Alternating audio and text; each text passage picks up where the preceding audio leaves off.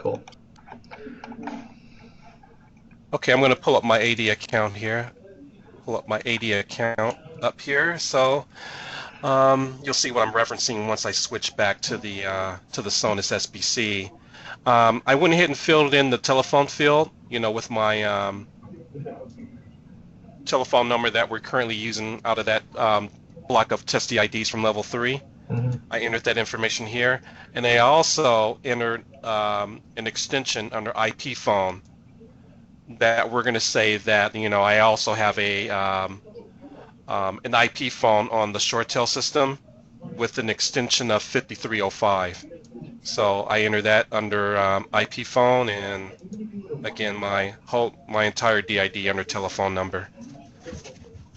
So in the Sonus SBC, I'm able to pull that information from Active Directory. So I can select the property match like IP phone, which is 5305, hit OK, and it pulls all my attributes, from telephone number to my line URI, to my IP phone extension, to my user principal name, just by searching one variable. And that could be either of the four. It could be my RTC SIP line, which is my SIP, which is my line URI in Skype for Business. My telephone number, as you saw in AD, that I had in my telephone number field. User principal name, which is my UPN, of course, and as you already saw, IP phone, which is my 4-digit extension. In this case, on the ShoreTel system.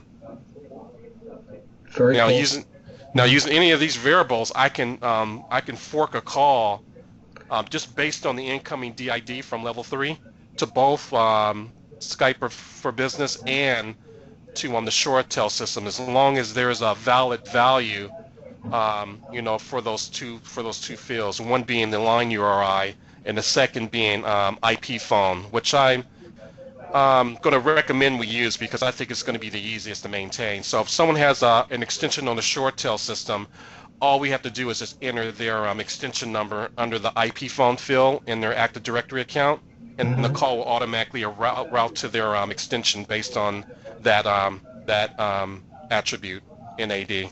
So let me ask you. So all the forking is controlled through 80 attributes, right? It could be, yes. Yes. Yes. Yep.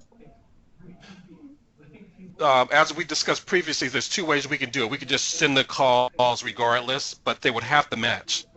Um, if I receive a call from level 3, an inbound call from level 3, that DID would have to match something in ShoreTel. But if we do AD lookup, we can manipulate any way we want, and also we can determine if that call is going to fork to the ShoreTel system only if that user has an extension on the ShoreTel system. So just say if there's some users that do not have a ShoreTel, desk phone, we may not want to route, fork a call to the ShoreTel system because they don't exist there. They only exist in Skype for Business. That could be like a conference room phone, or like a Polycom, or like a group series or something like that, Right.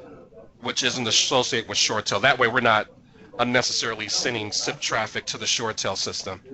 Cool. I'm going to stop recording. Okay. 1 second.